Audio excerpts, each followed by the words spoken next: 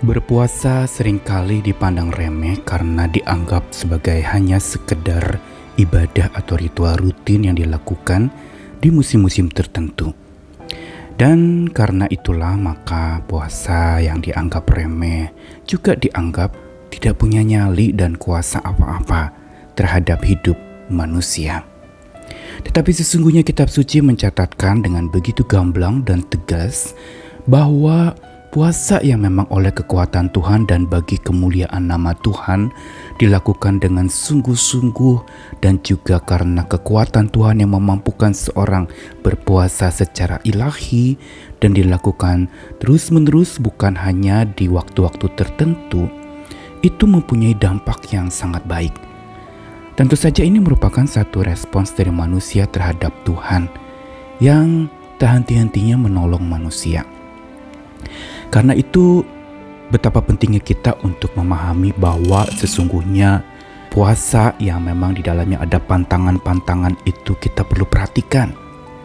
Dan apa sebenarnya pantangan yang paling penting yang harusnya manusia lakukan sepanjang hidupnya agar puasa yang dilakukan itu sungguh punya kuasa, punya kekuatan dan mendewasa manusia yang menjalankannya. Sekali lagi, puasa bukan sekedar aktivitas agama atau ritual rutin yang dilakukan sebagai ibadah, tetapi justru merupakan sebuah pembaktian dan pengabdian diri kepada Tuhan dengan melakukan pantangan-pantangan yang penting yang Tuhan ingin untuk kita lakukan.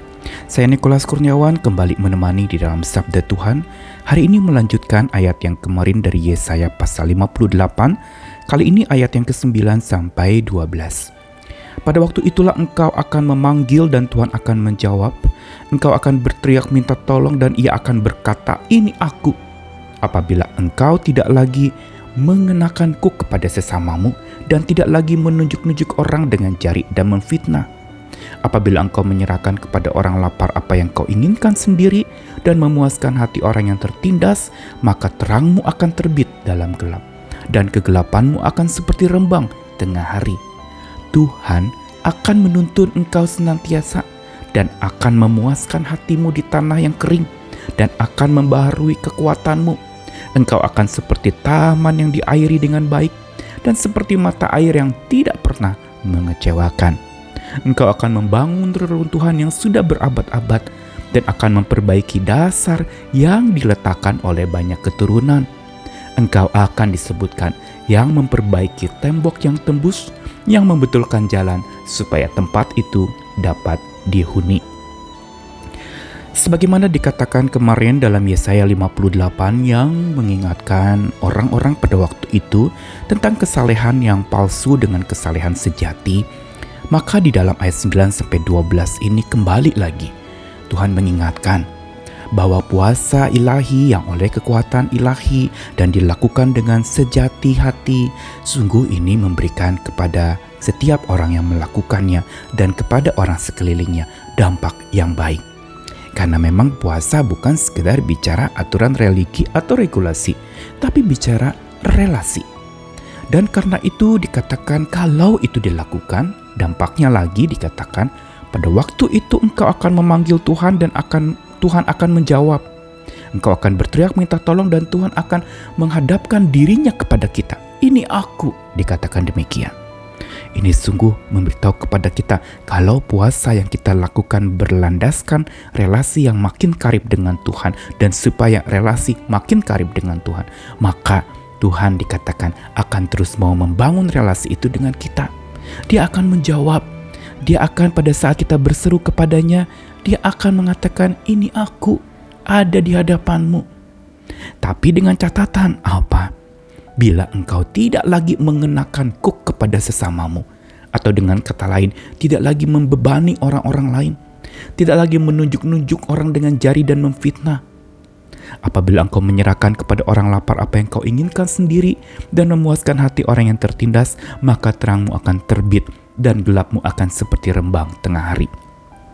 Tuhan ingin ingatkan bahwa relasi yang dibangun di dalam sebuah komitmen pengabdian untuk supaya cinta kasih itu terus menyala-nyala dalam hati kita dengan disiplin yang kita lakukan untuk supaya kita makin dekat kepada Tuhan, makin berelasi dengan Tuhan, maka dampaknya itu akan mujarab luar biasa.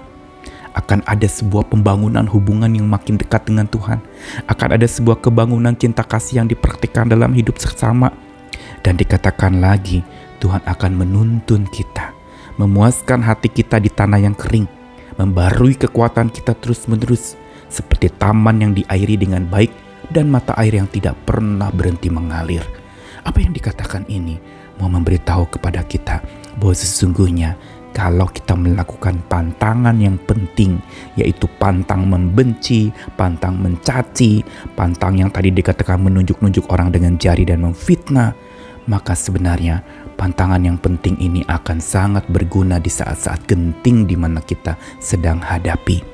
Pantangan yang penting yaitu berhenti membenci, berhenti mencaci. Maka bila itu dilakukan rutin dari hati yang paling dalam, secara lahir dan batin, bukan sekedar sebuah sikap hidup, tapi sebuah falsafah hidup sepanjang hari, maka hubungan dengan Tuhan makin terbangun. Tuhan makin membuka dirinya, kita juga makin bisa membuka diri kepada Tuhan. Dan terlebih lagi dikatakan di ayat terakhir, bahwa engkau akan disebut yang memperbaiki tembok yang tembus dan membetulkan jalan supaya tempat itu dapat dihuni.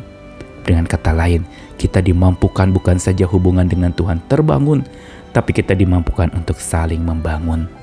Karena itu, mari kita diingatkan lagi, puasa ilahi penuh cinta kasih, menghentikan segala benci dan segala caci, itu akan berdampak luar biasa. Mari berkomitmen lagi, mari lakukan pantangan yang penting ini, supaya kita tidak menyerah kalah pada keadaan, tapi cinta kasih itu adalah kemenangan kita. Itu yang akan membuat terbangunnya hubungan kita dengan Tuhan, dan kita dimampukan membangun sesama kita. Selamat saling membangun, ayo bangun, jangan lelap di dalam segala macam kelemahan, segala macam pergumulan, dan segala macam keadaan yang buruk. Tuhan mengasihi kita sekalian. Amin.